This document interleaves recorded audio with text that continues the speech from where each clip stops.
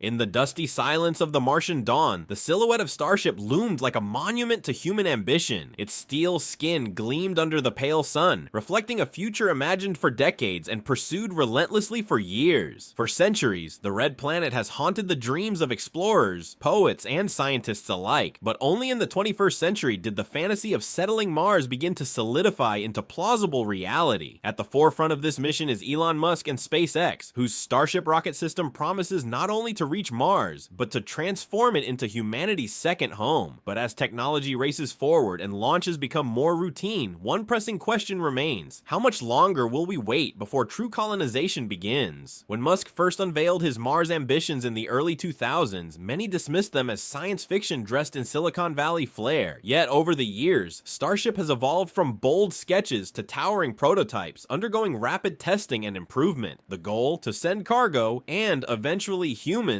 to Mars. The concept is no longer theoretical. Starship's massive payload capacity, its fully reusable design, and the ability to refuel in orbit mark a turning point. A single mission could carry enough material to build habitats, greenhouses, and life support systems. Technologically, the first steps of colonization are within reach. Still, launching a rocket is only the beginning. Mars is not Earth. Its atmosphere is 100 times thinner, composed mostly of carbon dioxide. Temperatures plummet to minus 60 degrees Celsius on average, and solar radiation, unfiltered by a magnetic field, bombards the surface. For humans to live there long term, solutions must be found to problems Earth has never posed: how to produce breathable air, how to generate energy in the dusty, thin atmosphere, how to grow food in barren soil, and how to protect human biology from radiation and low gravity. That's where science fiction collides with science fact. Researchers are experimenting with bioengineered crops that could survive Martian conditions, while advances in nuclear fusion and solar panel efficiency promise stable energy sources. There are even bold ideas about terraforming, or slowly transforming the Martian environment using greenhouse gases and giant mirrors to raise temperatures. Though such projects remain far on the horizon, they speak to a mindset shift. Mars is no longer just a destination. It's becoming a laboratory for survival beyond Earth. But colonization is more than just surviving. It's about thriving. It's not just about sending astronauts for a year-long mission. It's about building communities. Musk has frequently spoken of sending 1 million people to Mars by the end of the century. Whether this is realistic is another matter. The logistics of moving that many people, constructing infrastructure, and maintaining psychological and social stability are enormous. Would Martian colonies be governed by Earth laws? Who would own what on another planet? Could a Martian society diverge culturally and politically from its parent planet? The answers remain speculative, but that hasn't stopped the global interest. Space agencies like NASA, ESA, and China's CNSA are eyeing Mars with increasing seriousness. The Artemis program, while focused on the moon, is clearly a stepping stone for Mars missions. Private spaceflight is pushing the boundaries faster than any government effort. With each successful test of Starship or new discovery about Martian water reserves, the timeline tightens. Optimists predict the first crewed mission could launch as early as the 2030s. If that mission establishes a foothold, a base, a greenhouse, a communication hub, it would be the first thread in a web that could become a colony. Others argue that full colonization, meaning a self-sustaining city on Mars, is at least a century away. Even Musk's most aggressive estimates acknowledge the need for hundreds of launches, trillions of dollars in funding, and an ironclad commitment to risk and failure. Still, colonization is no longer a matter of if. It's a matter of when. For a generation raised on Martian rovers, sci-fi movies, and live-streamed rocket launches, the idea of living on another planet doesn't sound impossible. It sounds inevitable. Children in classrooms today may one day watch their classmates board ships bound for Mars. And perhaps, in 100 years, Martian children will read about Earth as the old world. Beautiful, blue, and distant. So how much longer must we wait? Not long, if we measure in the terms of history. Just over a century ago, powered flight itself was a marvel. A few decades later, humans walked on the moon. In that context, the dream of Mars colonization is not far-fetched. It's a chapter that is already being written in rocket tests, in research labs, and in the relentless optimism of those who dare to look beyond Earth. The countdown has already begun.